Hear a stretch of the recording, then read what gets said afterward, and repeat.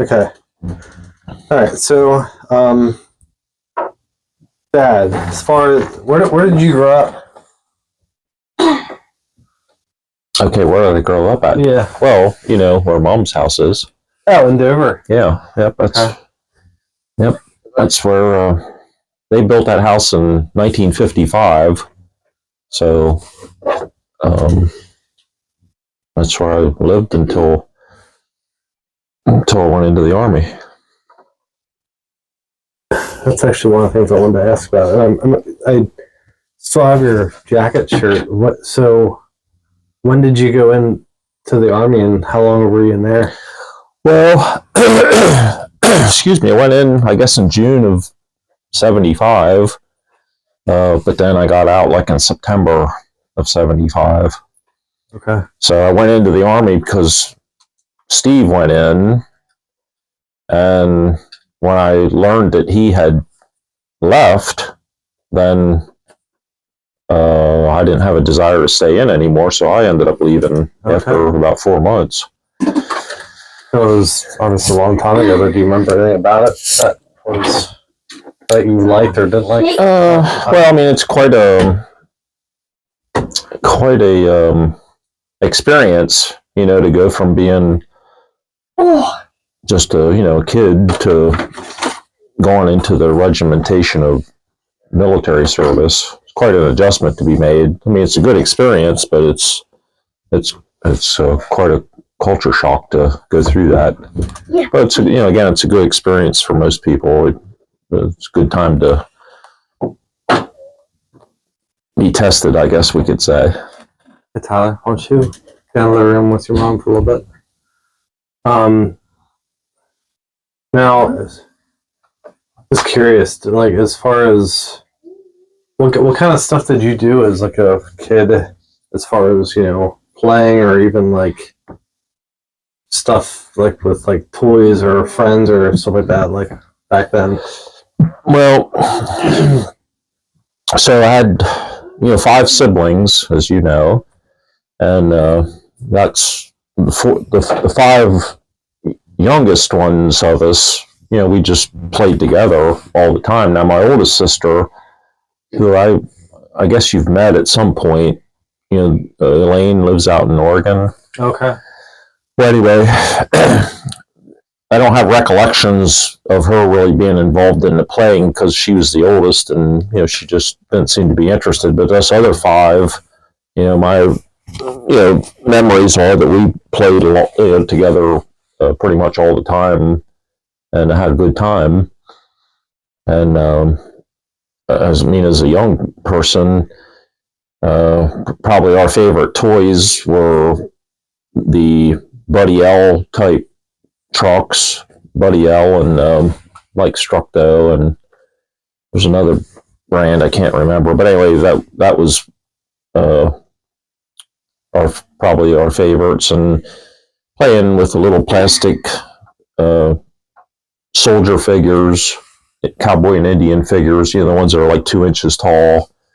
Because behind Mom and Dad's house at that time, well, I mean, there's still a hill behind the house, but at that time, that hill was absolutely bare of vegetation. All it was dirt. And it had gullies in it from when the rain would wash down. Of course, there was no vegetation holding it, so you'd get gullies worn into the hill. But anyway, it was perfect, to play with, whether it's the toy trucks or the little plastic figures, because you just had plenty of dirt to work with. Now, today, that hillside's all grown up with trees and blah, blah, but then it was absolutely bare. So, as far as playing with, we didn't really have any neighbors that we played with until a family moved in at the house that's down the hill from Mom and Dad's. That was a family. It was 4 girls and a little boy. So once they moved in, then we kind of had some neighbors that we played with. But prior to that, we really didn't go far enough away to play with any other kids. because that would have been kind of like a little bit of a hike back then.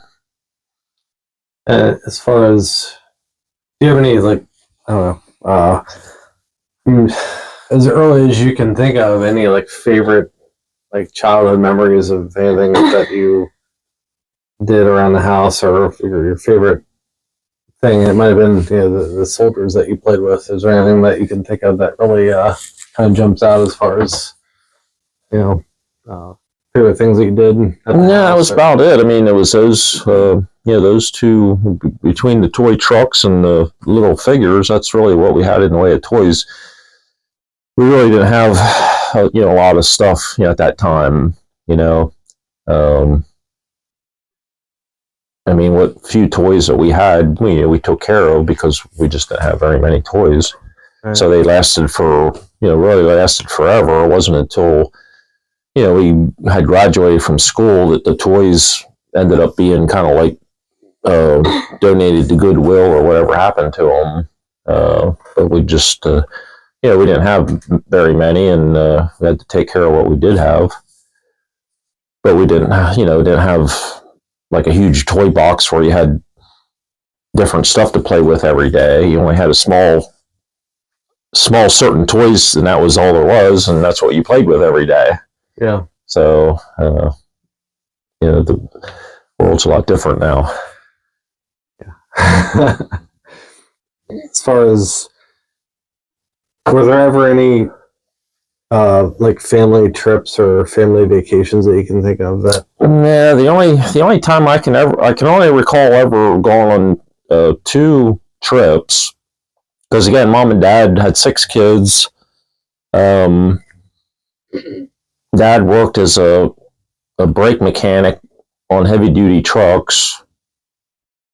Mom didn't work at all until my youngest brother, Mike, started school. Now, back then, they didn't have preschool. They didn't have kindergarten. I mean, you started school, it was first grade. So anyway, once all of us kids were finally in school, then Mom took a job. But up to that point, Dad, supported the family of 8 people, with just what he earned. But anyway, so I only remember 2 trips. I remember, I think in 1965, when I would have been like 8, that we drove to Florida. Okay. And the purpose of that was, Dad was in the Navy, and I think that was the 20-year reunion of the crew of the ship that he served on. And it was in Sarasota, Florida. So I recall driving down there, and I don't remember if all 8 of us went. I mean, it's possible maybe Cook didn't go because, she wasn't, she was the oldest, and she could, she was like more independent because she was the oldest.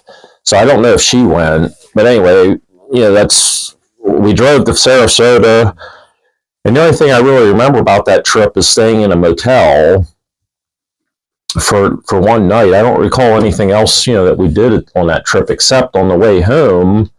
And I don't think we were there very long. I mean, I only remember staying in a hotel one night, or I shouldn't say it was a motel.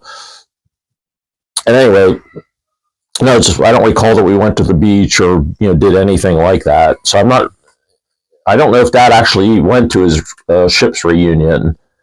I don't know if his plan was to go, and then by the time we got there might have been 5 kids in the back seat, and it drove him crazy. So he might have just decided to come back home again, because I just don't have a recollection of that trip being. I only remember being in a motel one night. So if you're going to Florida, I mean, driving down there one day is a full day of driving. Stay overnight, and you might have been one day drive back again. But anyway, so the only thing beyond that I remember that trip was we stopped at the south of the border in South Carolina, and I do recall that. And then the only other vacation that we ever took was we did go on a cruise to like the Bahamas, which I think was in like 72. And the only reason we did that is my grandparents and I don't know if you guys know this or not, but anyway, my grandparents were killed in a car wreck in 71 or 72. I can't remember exactly what year it was. Anyway, they were both killed in a wreck, and my mom, as a part of the estate, she got a little bit of money from their estate. Now they had 5 or 6 children, which would be my mom's aunts, or excuse me, her brothers and sisters. I think it was 6, but it might have been 5. I'd have to think about it. But anyway, so with the little bit of money she got from the estate of her deceased parents, we took a cruise to the Bahamas, which was, let's say, 5 days or whatever it was. And that, again, was probably in like 72. So I would have been maybe like 15 at that time. Okay. That's the only 2 trips I recall that we ever, took. Because again, those 6 kids, and Dad wasn't a high earner. The job Mom had, wasn't a high paying job. It was just a clerical job.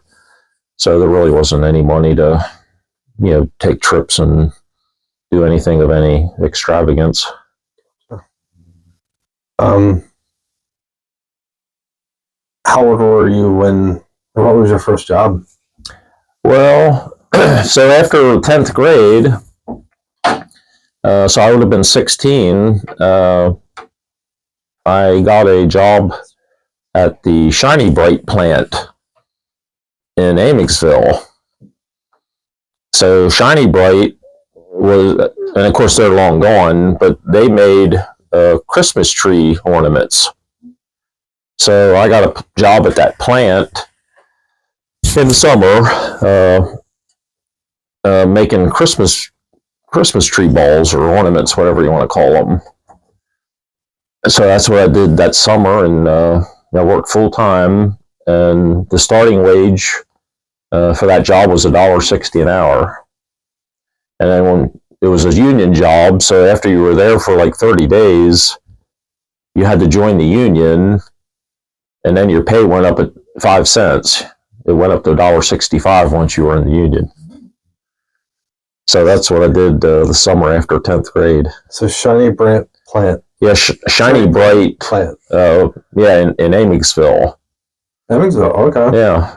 So that, I don't remember how long they were in business, after that time. I don't think they were up there too long before, of course, some kind of jobs all, went overseas. Did you like it?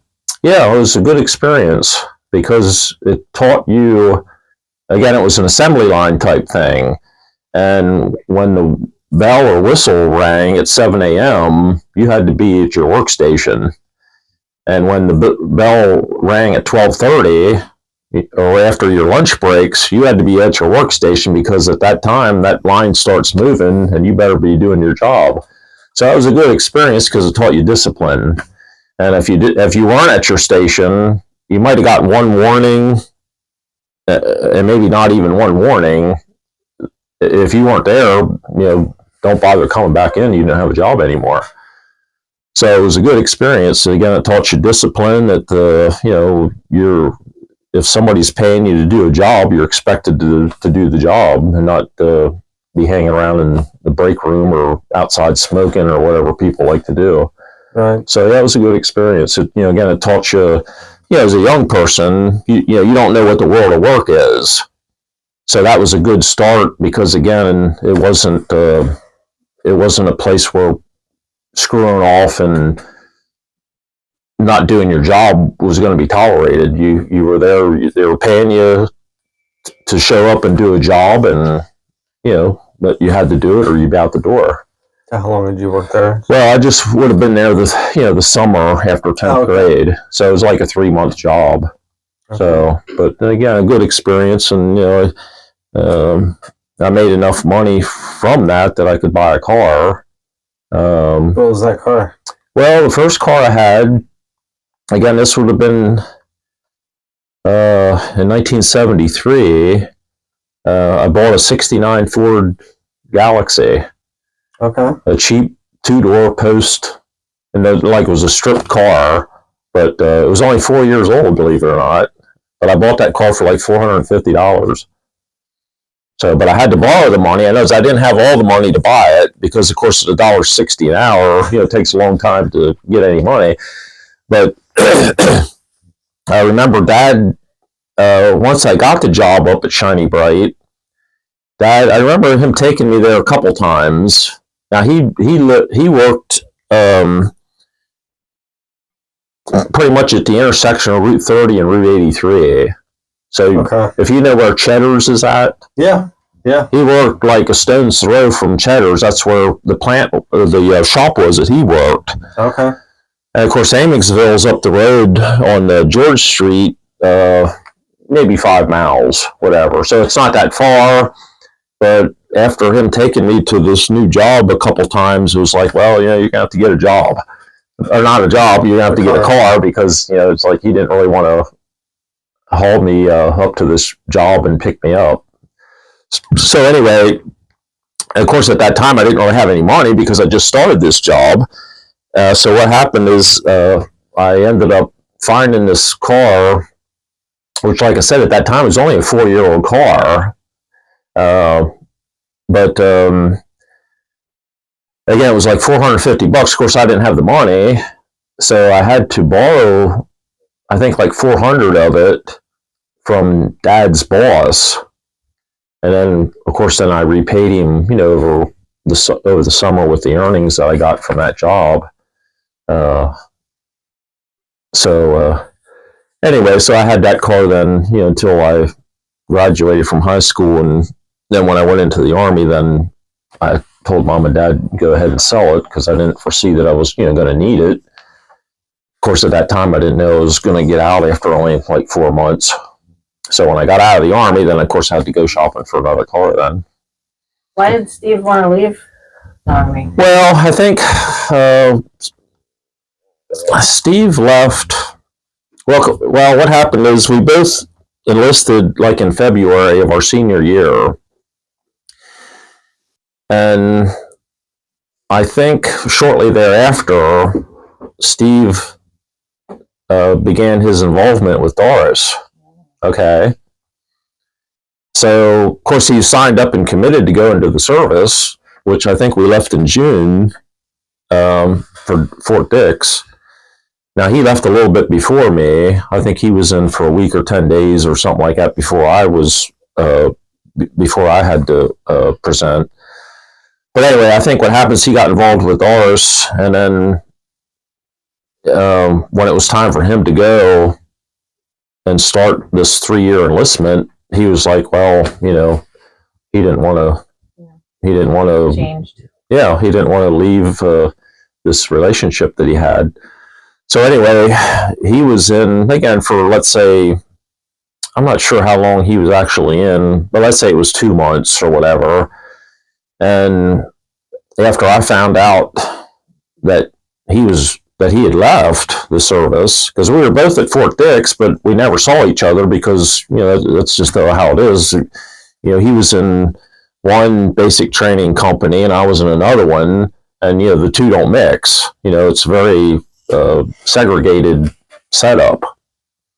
So I've found out either, I don't know if Steve told me that he was, I think he did. I think I had talked to him on the phone and he had told me, just kind of to my shock and surprise, that he was out, he was home.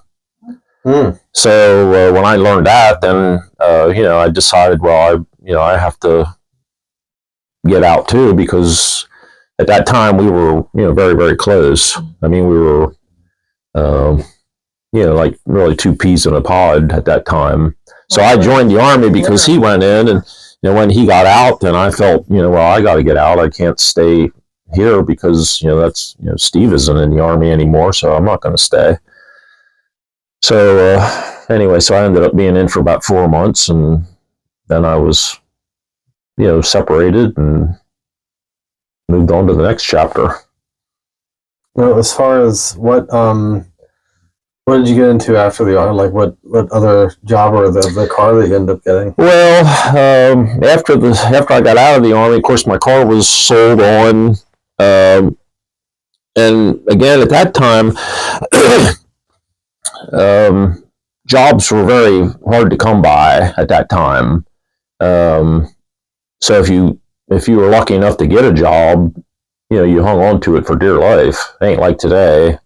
But anyway, so I had signed up with the employment office in York, and I guess very shortly after I got out of the Army, which would have been like September of '75, they found me a job with McCrory's, which I don't know if you remember who McCrory's is. The department store? Yeah, it was like they were kind of considered a five and dime type department store, which today might be the equivalent of, I don't know, like a dollar store or Dollar Tree or, something like that. In other words, they didn't sell appliances or, blah, blah. It was just kind of inexpensive stuff, clothing and blah, blah. So anyway, I got a job, with McCrory's at their distribution center there on East Market Street, which I think that building is still there, but not too long after, I think by the early 80s, now this would have been in 1975, I think by the early 80s, McCrory's kind of went away. They could no longer compete against, Walmart kind of showed up and Kmart showed up, and that pretty much pushed them out. But anyway, so after I got out of the Army, I got a job at McCrory's at their distribution center. And what that job entailed, it was just a part-time job. But basically, the job was going around the different offices and cubicles or whatever they was and emptying trash cans. Okay. So that's what I did, go office to office, emptying trash cans for, 5 hours a day.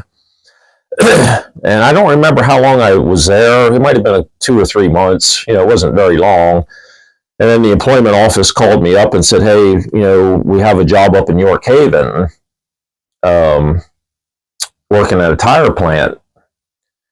And it'd be a full-time job. So, okay, well, I'm game for that. So I went up to York Haven and got a job at a company called Fleet Maintenance, which of course is where I worked when you guys were born. So I started there in probably 76. Well, anyway, that plant they retreaded truck tires. And it was a small place. It only hired maybe like a dozen employees. But I ended up being there for 8.5 years. Because the pay was, pretty good. And I got vacation, I got health insurance. I mean, it was a pretty good place to work, but it was very dirty, very physical labor. I mean, it's a good job for a young person, but once you hit 30 or 35, it would be, been a tough job to do because it was, very physical. But anyway, with that job, I was able to, I made enough money at that job that I could have my own apartment, because when I got out of the service, I moved back in with mom and dad for a short period of time. And then with that job at Fleet Maintenance, I had enough money that I could get my own apartment. So I had an apartment in Mount Wolf, which wasn't too far from York Haven. It was probably, maybe 7 miles or whatever it was. But anyway, I remember the apartment was like $120 a month to rent. And I lived there for pretty much exactly 1 year. And then Fleet Maintenance opened up a second plant out in Lima, Ohio. Mm-hmm. So this would have been like probably in 78. And by that time I was at Fleet for 2 years. And again, it was only like maybe about 12 people who worked there. It was a small place. Well, anyway, so I was there about 2 years. They opened up a second plant out in Lima, Ohio. And the guy who managed, fleet maintenance in York Haven, asked me if I was interested in going out there and being like a foreman / manager. So I think I gave it some thought and said, well, I'm flattered by the offer, but I wasn't really interested in moving 500 miles away. But anyway, so he kind of kept at me a little bit, and I ended up taking that job and going out to Lima. And during that period, I ended up being out there for a year and a half. And a lot of the reason why I came back from Lima was I got involved with your mom during that period of time. So that prompted me to why I wanted to move back into the York area. So I was out there about a year and a half. Again, I had my own apartment. When I initially went out there, they gave me a company pickup truck to drive. They also paid for me to take some college classes, which I took advantage of. But after doing that for a few months, the boss man said, well, we have to shave some expenses here. So they decided that, they weren't going to pay for any more college classes. So that was the end of that. And then also the company truck that I was, promised to use. So that kind of went away too. So I had to buy a car out there, which I bought a 1977 Dodge Charger. So that was like a 2-year, or maybe it was 1 or 2 years old at the time, but I remember it only had 10,000 miles on it.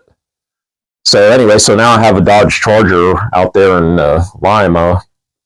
And, but like I said, after a year and a half, I ended up, coming back and taking a job back at the York Haven plant. And like I said, I ended up being there for a total of 8.5 years.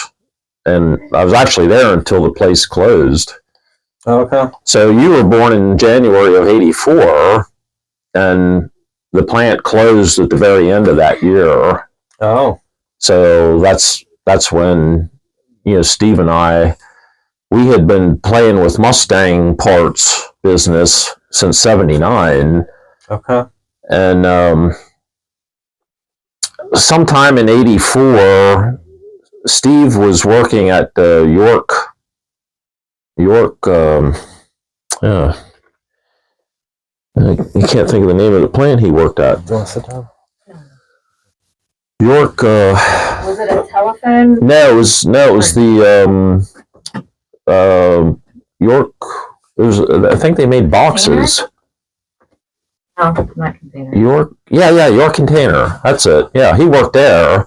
But anyway, sometime in '84, he left that job because he didn't like it, and he just did the Mustang business at that time full time. Well, then when fleet maintenance closed down at the end of '84, then I went full time in the Mustang business too. So that would have been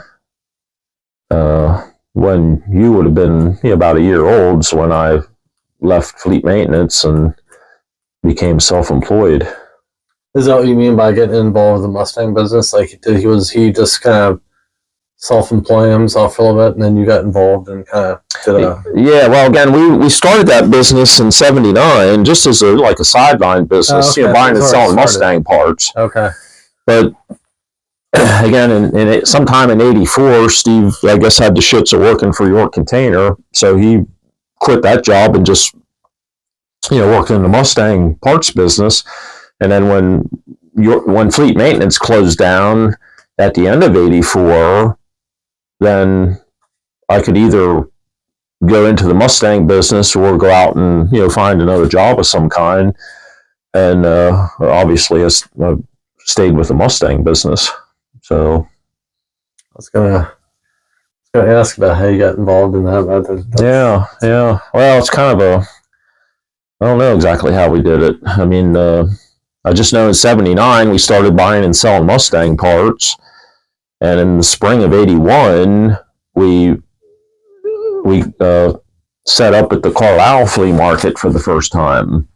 The Spring Carlisle in '81, and then from there on we were regulars up there for quite a while until we kind of moved into doing late model cars, and then the Mustang business kind of went away then. I remember hearing over and over and over again, either you or Steve on the phone giving directions to people from everywhere. Yeah. Well, before there was Google Maps and all that stuff. Oh yeah, you're right. Yeah, just explaining where to go to get down to. Yeah, the Miller Lane. Yeah, well, even wasn't always called that, was it?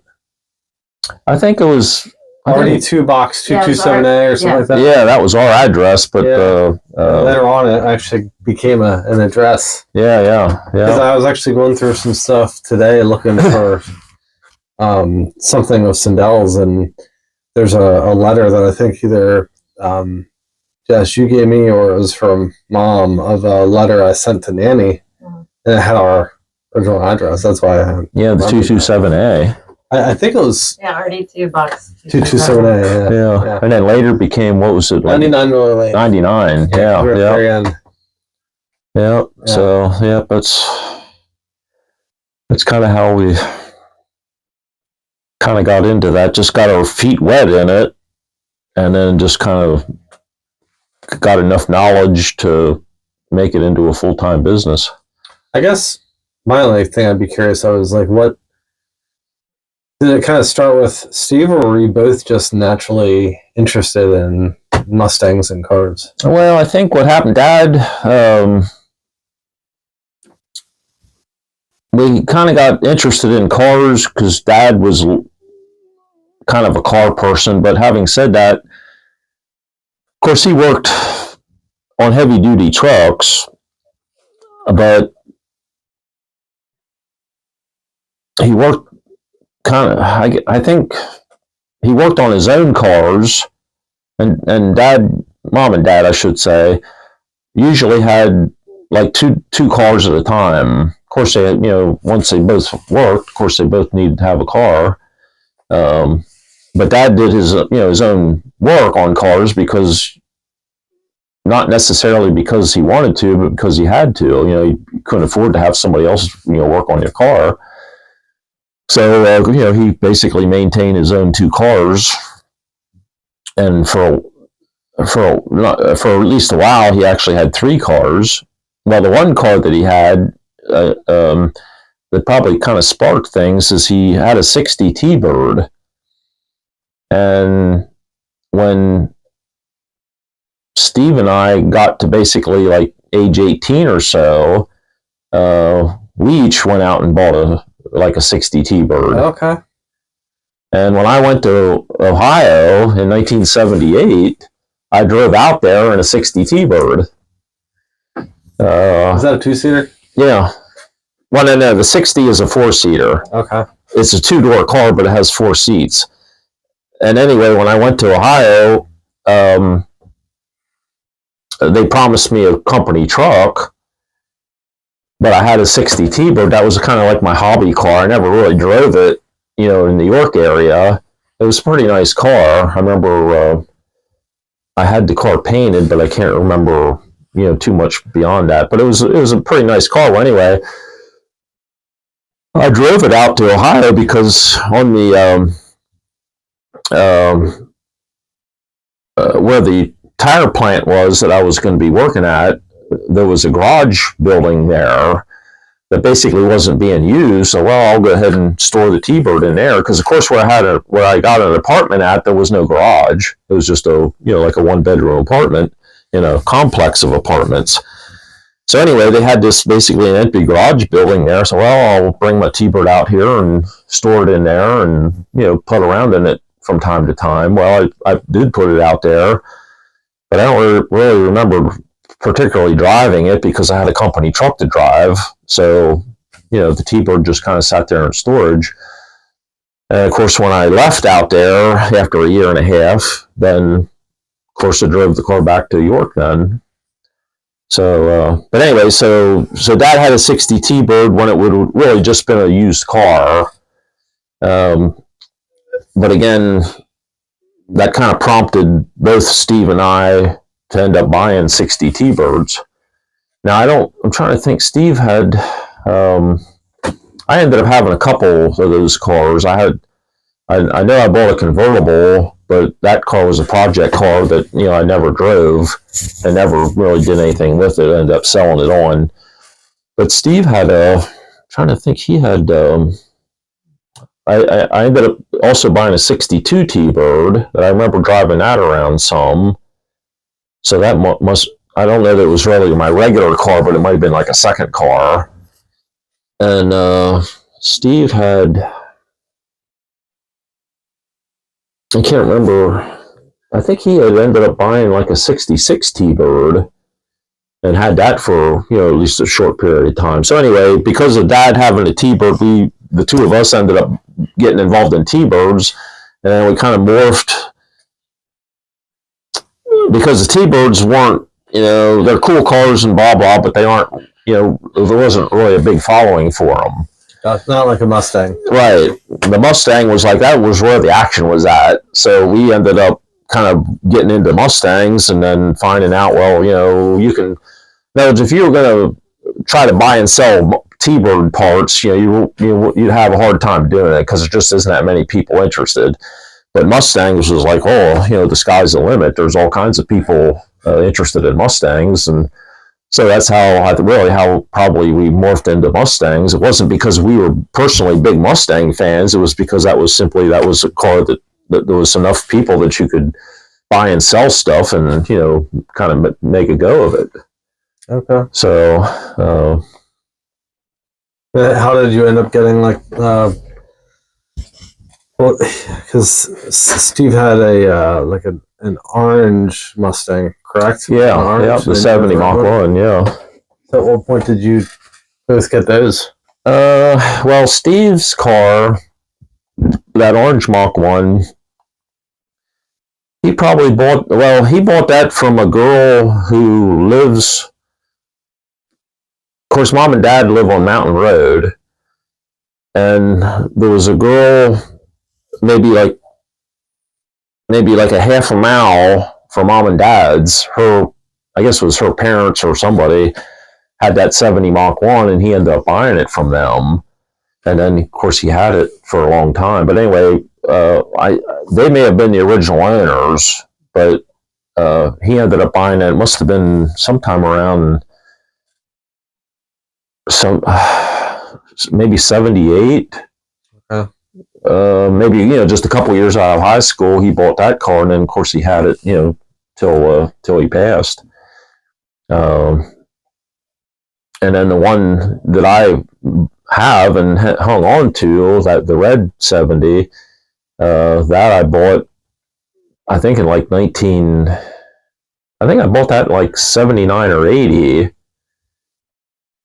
But at that time, we were buying and selling those. We couldn't afford to hang on to stuff. We had to buy it and sell on for, some kind of a margin. Right. So the 70 Mach 1, that I have, I bought that from a guy down somewhere around Stewartstown, and I didn't really do much with it. Maybe cleaned it up, spiffed it or whatever, and then I sold it to a guy in, I think he was from New Freedom or Shrewsbury.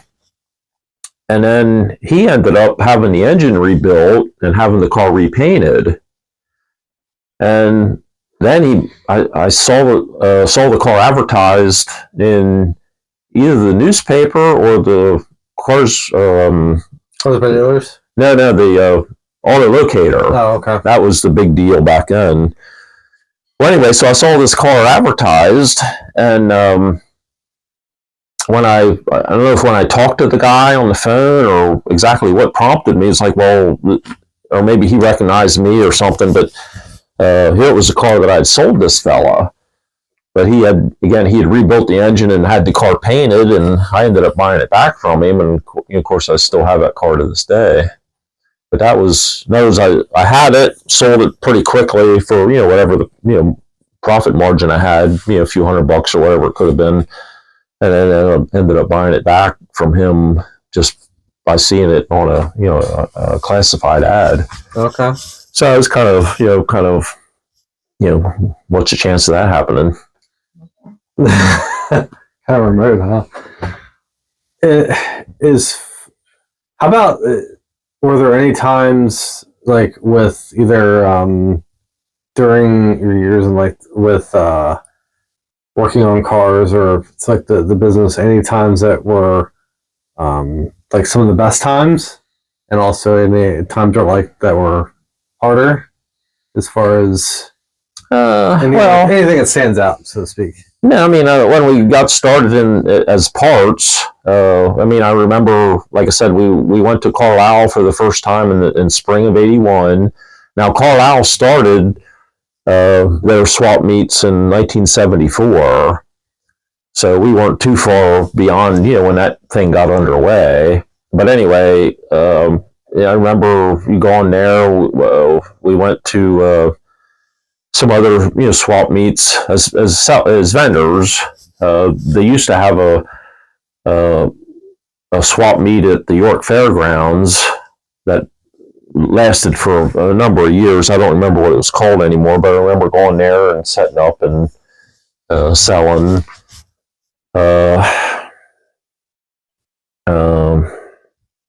And then again, we kind of morphed from just buying and selling parts to actually buying and selling, whole cars. As far as, kind of fixing the cars up, not doing restoration work necessarily. That came a little bit later, but basically buying cars and taking the aftermarket mags off them and put factory wheels back on those. Try to put them back to like a stock condition instead of being kind of hot rodded, you might say. So we did that, and then kind of morphed into actually doing restoration work, where we buy a car and actually strip it down to a bare shell and sand all the paint off, repaint it, put it all back together again. That was kind of fun, but it's a lot of work, which is why we kind of moved away from it, because it was so labor intensive. You guys just taught yourselves that? What, Jess? You guys taught yourselves how to just take everything apart and put it back together? Yeah. I mean, really, because neither one of us had any like schooling or trade or work experience with working on cars. I mean, we learned a little bit from Dad, but not that much, frankly. So we kind of were self-taught. But again, mostly it's not so much, being like a real smart person. It's just being willing to get dirty and spend the time, and of course, having a little bit of pride in what you end up with. So, she falling asleep? Yeah. You can rest. Let me get you a little bit of blanket here. Well, that thing weighs a ton. I know. There you go, love. Anything else? Is there anything else you can think of right now? Right now, the only thing I thought of was when we talked to Lois, we've been talking about a bunch of different cars. She said when she met your dad that he was driving around with a rumble seat car, and I had to look that up. I didn't know what that was. Yeah, that's going back into the 20s and 30s.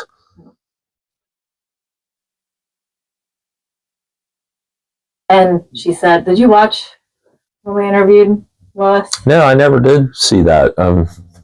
She said how sometimes when you and Steve were doing whatever, if anyone would come and mess with Steve in any way, that like you would show up, and people are always surprised that, oh, now there's two of them, like if you mess with one, you got two. Yeah. Well, that's what's happening when you're twins. Yeah. And of course, if people didn't know, it's probably a little bit of a shock that here you got two people look like the same person all of a sudden. Yeah. And I wondered if the Army, if they just thought that you were Steve. Steve just left. No, because again, when we were both at Fort Dix, you know, he was over here in company blah blah, and I was over here in company blah blah, and we never had any interaction. I didn't know where he was at except he was in Fort Dix. But you know, he was in a different company, which is over 3 buildings away or 5 buildings or whatever.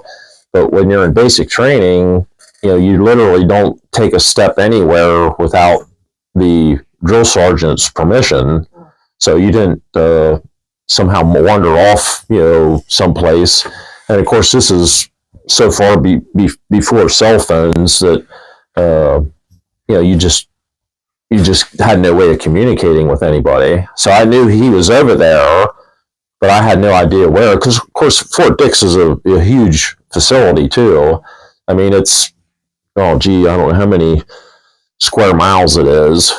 So I would have had no idea where he was, except he was there somewhere. And of course, the same with me. I mean, he knows I'm there, but who knows where. And again, there's just no interaction. While you're in basic training, it's just so regimented. Now, once you get out of basic training and go into what they call advanced individual training, then you have some freedom. Basic training really is a 24/7 job. When you graduate from that and go into your individual training, then it becomes basically an 8-hour day. And then when you're done your schooling, you can kind of do what you want. But so how were you both able to just leave though? Well, I can't say. Well, there's a couple of background things. Number one, in 1975, the Vietnam War was over. Our involvement there ended in 73. So if you kind of think of the context, in 1973 or 72, there was no way anybody was going to get out unless you could demonstrate that you were either some kind of a mental case or you were a criminal or something like that. Because, of course, they needed all the bodies they could to fill the ranks. Well, by 75, the U.S. involvement in Vietnam was over. And also the country went into recession because, again, the government now wasn't spending billions upon billions propping up the South Vietnamese government. Plus, of course, at the high point, there was 500,000 service people in Vietnam. I mean, you can't even imagine how much that cost. So when the government pulled out of Vietnam in 73, of course, the country then went into recession because the government wasn't pumping all that defense money into the economy. So plus, at the same time, we also had the baby boom generation, of which we were like right in the middle of, where you had this huge bulge of people. So that's why, when we were growing up, getting a job was like, it was tough to get a job of any kind because there was so much competition for jobs. And you had a much smaller generation of people who were retiring. So again, you had this huge bubble competing for work, but you didn't have very many retired people like stepping out of the labor force. So getting a job was just difficult. So anyway, so by 75, we're out of Vietnam. The country's in a recession. Jobs are really tough to find. So I can't really speak to how Steve got out, but basically the way I got out was, hey, I don't want to be here anymore. And again, because Vietnam was in the past and the country was in recession, they had more people who wanted to sign up for the military than they could use. So for every opening in the military, they may have had 2 people trying to enlist, and we of course then they were only going to take the best people. So I guess it really wasn't that hard, to be separated because they had plenty of people to step in. Plus, now Steve, he got out before he went to what they call advanced individual training. I actually went to my AIT, which was up in Massachusetts, and so I went through basic training. I guess Steve didn't complete his basic. So, in other words, my point there is the government or the Army at that point didn't have that much invested in either one of us. You know, he got out during basic training, which was basically 8 weeks, and I got out at some point in my individual training. Maybe I was in that for let's say 5 weeks or whatever. So again, between them having plenty of people who were ready to volunteer, plus again they didn't have that much invested in me because I hadn't been in that long. So it was like, well, if you don't want to be here, we'll let you go and we'll move on to somebody else. So I got an honorable discharge. But again, it was just the confluence of several factors, kind of allowed you to, change your mind and leave. But it's not, of course, something that they, want to have happen. Yeah. Because again, even though I was only in for, about 4 months, they still had, X number of dollars invested in training me to do something. And, but again, they had a big pool of people who, I want to go in the Army because there's no jobs in the private sector. So now today, because it's kind of the opposite, now there's plenty of jobs out there, and there's a much smaller pool of people because again, the next generation after the baby boom is just a smaller group of people.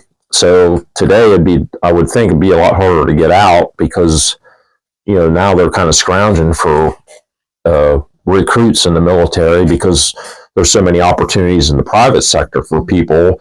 Well, why go through the discipline and regimentation of the military when I can get a job at, XYZ company? And again, I work 8 hours a day and then, I'm a free person. It's saying this very generally, but it seems like anyone that really takes military as a career, it's because their dad did it, mom did it, somebody did it. It's like a family tradition. Yeah, it could be. Yeah. I mean, I'm sure there's some people that maybe for economic reasons, where again their parents don't have the resources to give them a higher education. Well, of course, in the military, you can get a higher education basically for free. So it's a great opportunity especially again, for people who are, a little bit lower on the economic ladder, which of course there's a lot of those folks. Again, the parents can't afford to pay for college, but the government will give you a college education. But of course, you have to give a commitment in return. So I think it's a good place to, again, get a free education. But again, you trade off a lot to get it. So is there anything else right now that you can think of? So I'm thinking that I want to ask a question regarding some your interest in furniture. It's kind of jumping around a little bit, but just with at the same time, this is going toward almost an hour. I don't want to. I try to break them up a little bit. So it's something that we could continue more so, maybe to do this again easily. Mm-hmm. But I've been curious, what do you think originally sparked your interest in all the types of furniture that you go after and you enjoy either collecting or looking at, that kind of thing? Well, that's kind of probably a good question. I do enjoy American history, and of course this kind of ties in with that because things that I buy were made or crafted by Americans from, let's say 200 years ago or 250 years ago. And so I have like a respect for that. Because, if you buy a piece of furniture at a store, number one, it might not even be made in this country. And if it is, it's just, it doesn't really have any merit to it. Just something that's mass produced. And if there's a demand for 1 million, they make 1 million. So in other words, what I have is stuff that's made by hand by, actual craftsmen, not something made on an assembly line, by a machine. And I guess I just have an appreciation for that.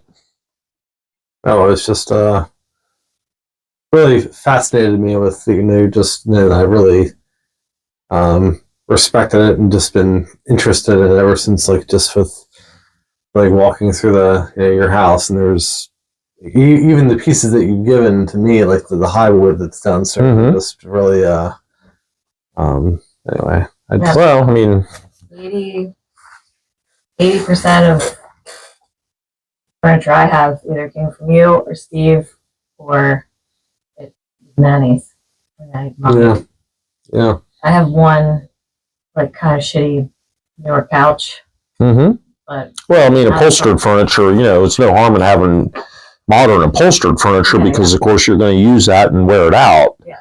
But when it comes to, like, and my bed is like, what they call case furniture, like a chest of drawers, well, today you can buy a 250-year-old chest of drawers, handmade by a guy in Pennsylvania or Virginia or Massachusetts or New York, for the same money as buying a piece of shit at a local furniture store. I mean, it's really crazy.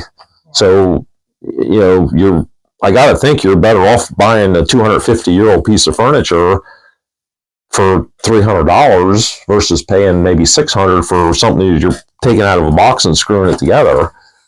So it's kind of a no-brainer as far as, having something, quality and merit.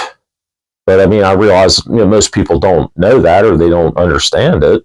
That's why there's these furniture stores are in business. Meanwhile, quality vintage furniture, sells for very little money. The other thing that stood out to me with was that Andrew and I were over at your house, and we were asking you about different pieces, and you mentioned, and it's kind of eye-opening to me, and I didn't realize this, but when you mentioned that, I guess there's is it Bombay or Bomboy style? Bombay, yeah. Like a certain style of furniture, like you had when people entertained, they'd have pride in what they had, and only certain people would have certain things because it was made. It wasn't cheap to make, and it was handmade, like you said, and it was they not really wanted, maybe not necessarily flaunt it, but just show it off. Yeah, it was a status. If you were a wealthy person, 200 years ago or 250 years ago, first of all, people back then entertained a lot. We didn't have televisions, so you entertained in your home. And of course, the people who were wealthy and influential also entertained people who were wealthy and influential. You couldn't do a FaceTime on the computer with somebody. You either they came to your house or they invited you to their house. So it was important, if you were a successful person, that you had nice stuff. Of course, you'd expect to have nice stuff because you had the means to acquire nice furniture, nice silver, nice porcelain, and again, it gave you status. They enter into your house, and it's just wonderful architectural home. And then you had again the porcelain, the nice furniture, the silver. Again, it was just kind of announcing that you're part of that the set of people who are the movers and shakers. So I mean, it's probably true today, although I don't know if you went to a house that was owned by Elon Musk. I don't know if that's going to impress anybody, because he I don't know that he cares about that kind of thing. I mean, you might walk into his house and there might not be nothing there but like a chair to sit on. People have different tastes and values, but back then, again, that was how you show that you were a mover and shaker, was that you welcomed people into an opulent house that had nice furnishings, nice, again, silver, porcelain, draperies, carpets. I mean, it's just. It was like when you invited people over to entertain. Well, it was entertaining, but it was also had to do with consummating business. Again, you couldn't call somebody up on the phone and talk about a business deal. Yeah. You had to meet people face to face to accomplish things, and the way you impress people who you might want to convince them that they should do business with you is to say, hey, look at this house that I furnished, wonderful house, wonderful furnishings. Here's somebody that's, successful, well connected, because again, that's part of that time, is maybe just like today, but you had to have connections to be successful doing whatever business you were in. So, I mean, they just knew how to live, and again, this is literally the top 1% of people. Yeah. The average person didn't have nice furniture, he didn't have nice silver and porcelain. Yeah, so it was again that top 1% who could afford to buy these great items, and again, but they were meant to impress other people that they were going to. Whether it's social or business contacts, the idea is you're going to impress those people and they're going to say, yes, you're a successful guy and that's who I want to be involved with, whether it's socially or in business. You don't want to have some guy invite you down to some kind of a tent city. So I don't think I'm going to invest in your company because you live in a cardboard shack down by the river. So, but anyway, it's I think it's interesting how people. Well, of course, even today, when you drive around, even in York, and there's certain homes like out in maybe like South George Street, as you're kind of leaving the city, some of them, like the Hahn House, for example. I mean, isn't that a wonderful building? Okay. Whoever built that, and I don't remember the history of that, just as an example, but they were very successful people. I mean, that was, that top 1% of people who could afford to build a house like that. Or you go out East Market Street and see these wonderful homes along East Market. I mean, these were, whoever originally built that was, again, a very successful person. And it's nice that them kind of places are still around and haven't been knocked down and turned into, apartment buildings or something.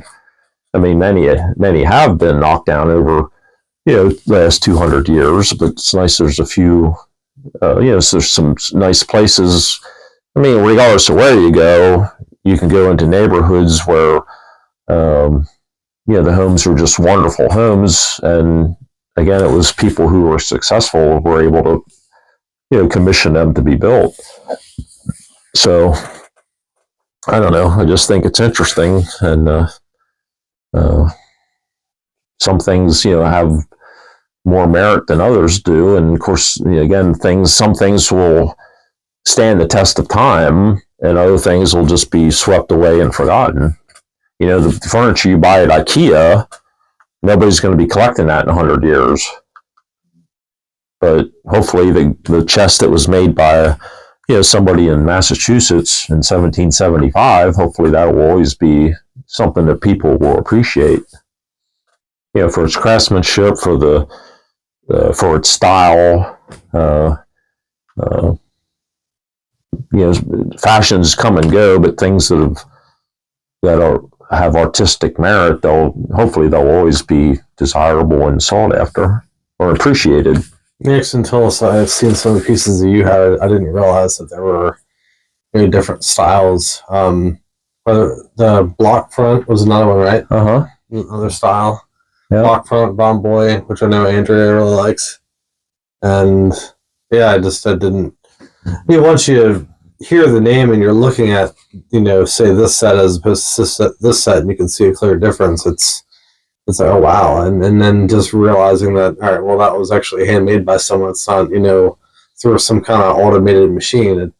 And from doing cabinet making before, realizing that, like, yeah, that would take a lot. Yeah. If you're, building a piece of furniture without the advantage of a piece of power equipment, I mean, it's very time consuming and it takes a lot of skill. And people don't know that because they don't know that.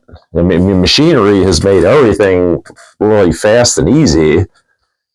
But before machinery, go back to the 18th century, everything was done by hand. I mean, from cutting the tree down to hauling it to a lumber mill to have the thing sawed up, load on the planks, load them on a wagon, taking them to the cabinet maker shop. I mean, everything was done by hand and very time consuming. But the guys who did stuff then were just so proficient.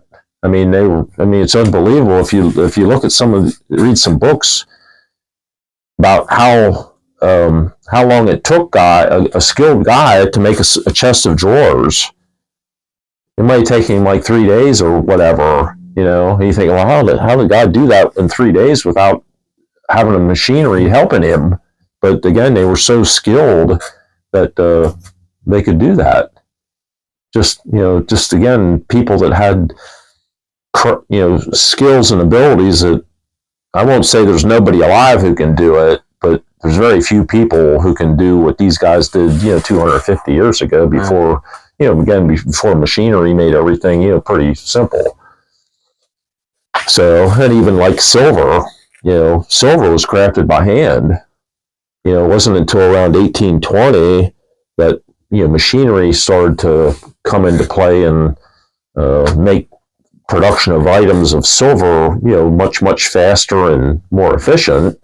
Prior to that, if you had an item of silver, that was a skilled guy who made that thing from scratch. And same with porcelain, carpets, tapestries, everything was done by hand. It's just so much skill involved, and we have no idea because we don't have them skills. But you can, to see, if you somehow go back 250 years ago and see a guy, make a chest of drawers, I think we'd just be utterly amazed that, how did God do that with just some hand tools, and then do it in like 3 days or whatever, exactly his time frame was to accomplish it. Because of course, until that thing is done, he doesn't have anything to sell. Right. So he has to get that done and then sell it on to his customer and then start all over again with something, to provide to the next customer. It was just, a completely different time. And,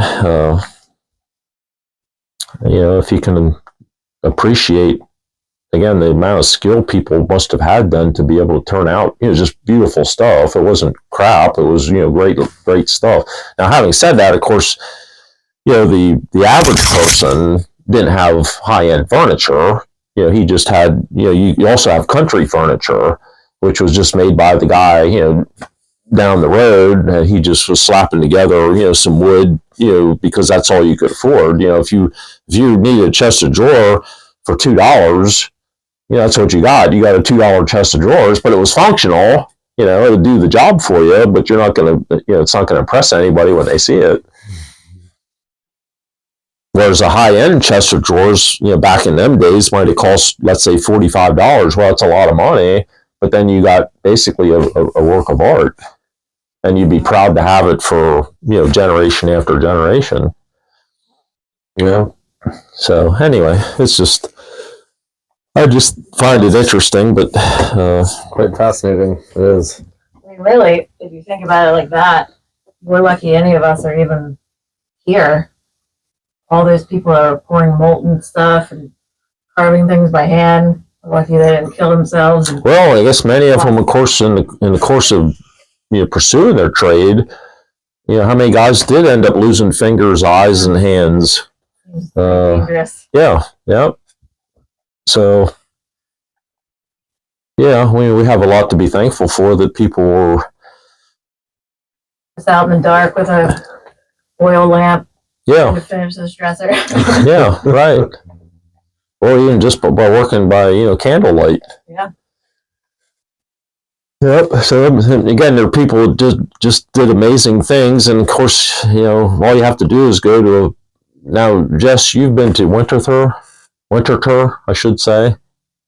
I still have the book, the Winterthur Museum. I haven't been there either, but he shared a book with me. Oh, I don't know. Oh, down in close to Wilmington. Okay. Well, again, if you go down there, now that's the greatest collection of early American decorative arts in the country, and it's only like 90 minutes from here. And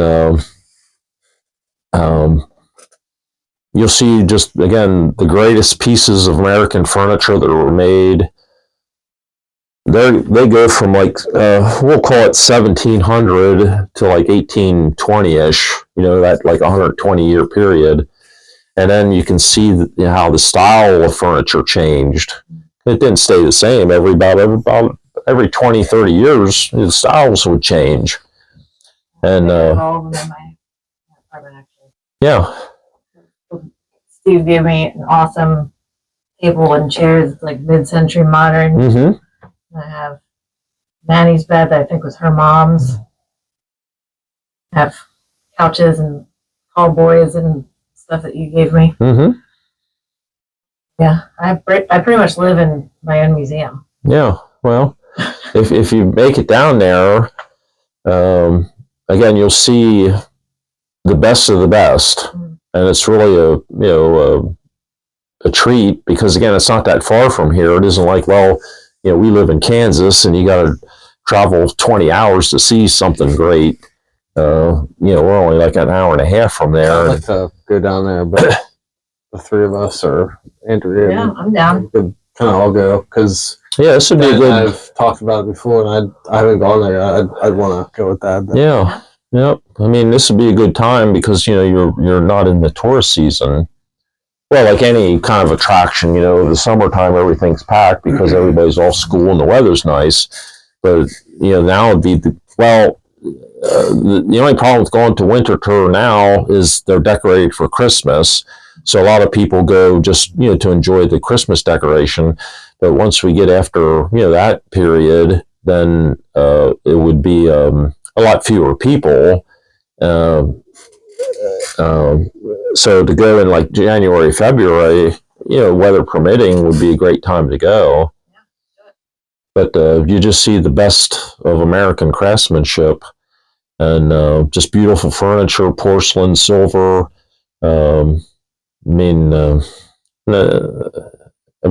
it's a museum, and you can see why because you see the best of the best.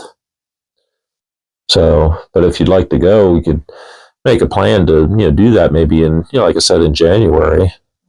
I mean, now would be a nice time, but again, since they decorate for the holidays, they're going to have lots of people there just because they want to see all the lights and glitter and stuff. I have this plan for maybe late February, with Oh yeah. on the. Oh yeah, you have a kids get yeah. Jesse Jr.'s coming. Yeah, but no, regardless, I still want to go and yeah. Yeah, because again, it's not that far. It's kind of a shame not to check it out.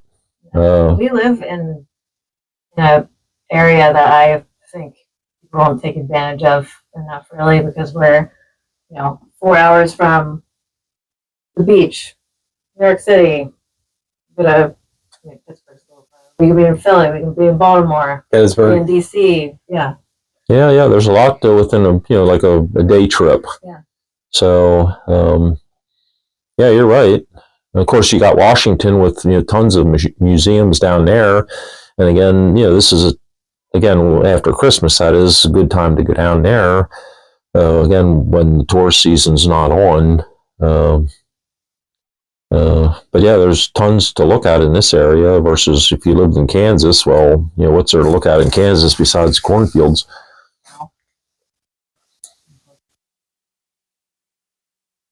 Well, thanks, Dad. Okay, well, that was interesting. Yeah.